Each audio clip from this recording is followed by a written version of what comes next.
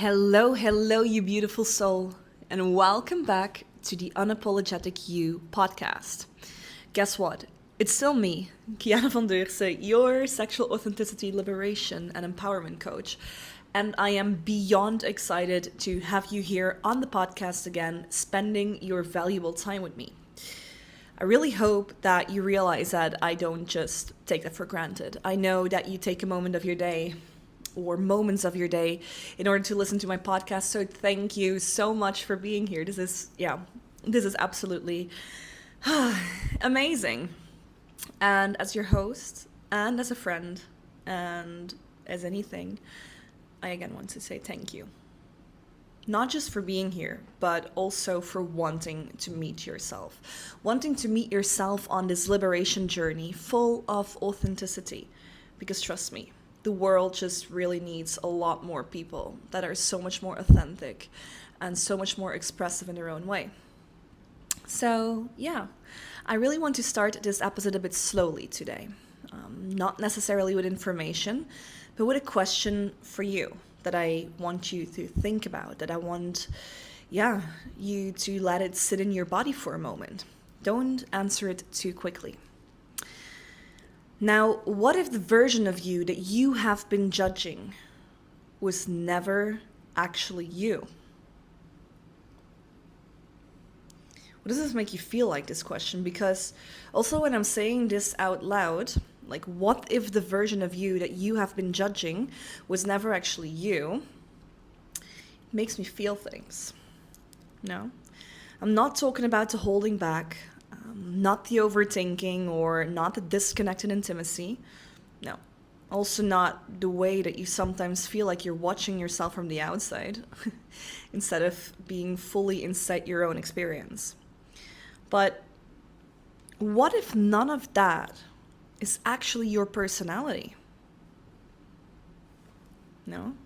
What if none of that is your personality? And I want you to really, really feel into your body, tune into your body. Like what comes up when I say this? What comes up when I say this? Because most people, their immediate reaction is, and I've seen that with the clients that I've been working on and with, it's like, but then what is it? That's the first question that pops up again. What is it? Or also sometimes, that's just who I am. Or I've always been like this. Yeah, which answer popped up for you here? Is it what it is? Is it just who you are? Have you always just been like this? Now, I really just quickly want to slow this down because, I've always been like this is one of the most powerful illusions that we live inside. Oh my God. It's absolutely one of the most powerful illusions that we live inside. And not necessarily because it's false, but simply because it feels continuous. Yeah? It feels very stable, and because it feels stable, it can start to feel like an identity. But what if it isn't identity at all? What if that is not who you are? What if this is simply who you've adapted to be? What if it's just adaptation?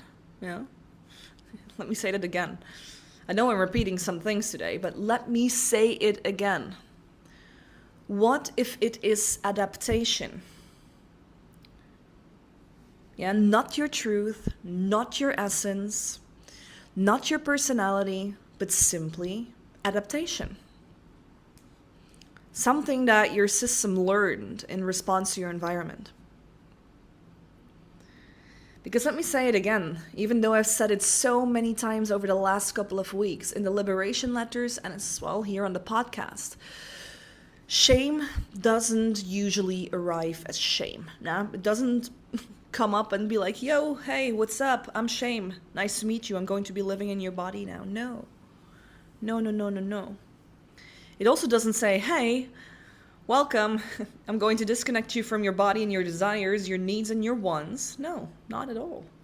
Shame does not really announce itself. It's so much more subtle than that. Shame often arrives as a moment where you were too open. Also that between, like brackets. A moment where you were too open, too expressive, too curious, too much in your feeling, too much, yeah. And then something in your environment just didn't meet you there. Maybe your environment decided to correct you. Maybe your environment laughed or it ignored you. Maybe your environment did just simply not have space for you, did not have space to hold something so beautiful, so intense. And that is not your fault. Yeah. Just remember that it is not your fault if your environment cannot hold you. It's not your doing, it's just their capacity. And you know what? We can freaking change environments, But when something like that happens, when your environment feels like it doesn't have space for you, your system often does something super incredibly intelligent in that moment, simply to protect you. Yeah, your system adjusts, your system adapts, and it learns. And that's the part that I actually really want you to respect about yourself. Because nothing about this is random, yeah? Nothing about this is broken either, and also nothing is wrong. Your system is just actually doing what it is designed to do. It keeps you safe, it protects you, it keeps you connected, it keeps you belonging. But the thing that most people then miss is what keeps you in one environment, or what keeps you safe in one environment, basically, can also quietly become what limits you in another, right? So what feels safe in one certain environment might not be what is going to push you in another one. And over time, these small adaptations, they just don't start to feel small anymore. Yeah, they become your default setting. They become your personality. They become this is just how I am. And then something super interesting happens. You start trying to improve yourself inside of a structure that was never even designed for your full expression. Right? You start trying to fit into the box that you never belonged into. You try to become more confident inside a pattern of self-suppression. I'm going to repeat this one as well. You try to become more confident inside a pattern of self-suppression. You try to become more open inside a system that learned to close. Or you even try to become more expressive inside a body that learned that expression wasn't always safe. Yeah, and then you start to wonder why all of this, why just your being starts to feel like effort, why it feels inconsistent, and why does it feel like you're always slightly behind yourself? Yeah. And this is where I want to offer something super, super simple. No, it's not going to be a solution, because if I had a solution, I would. But I'm going to reframe this. We are going to reframe this together. And please also repeat after me. What if you are not trying to become someone new? But what if you're actually trying to remove what was never yours? Guess what? I'm going to repeat this one too, babe. What if you are not trying to become someone new? What if you are actually trying to remove what was never yours to begin with?